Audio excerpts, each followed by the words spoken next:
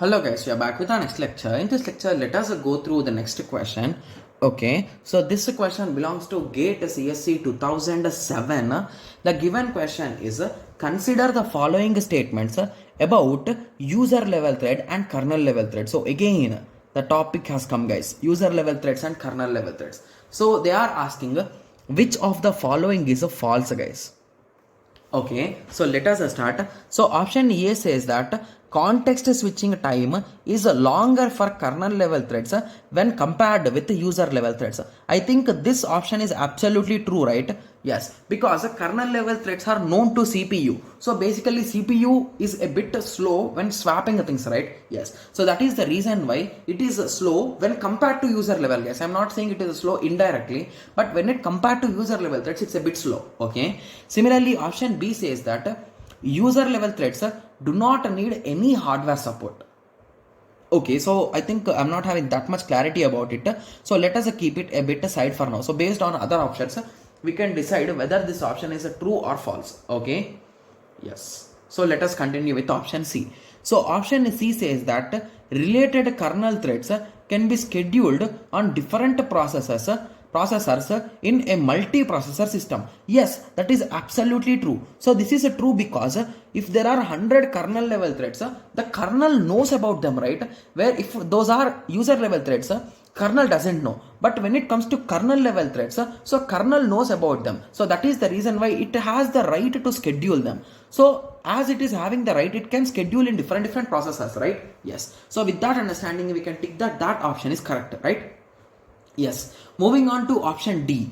Option D says that blocking one kernel level thread blocks all the related threads. That's absolutely wrong, guys.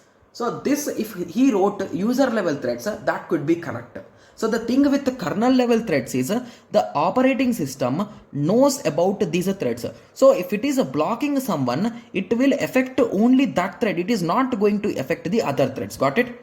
Yes. So now we are 100% clear that D is the wrong answer.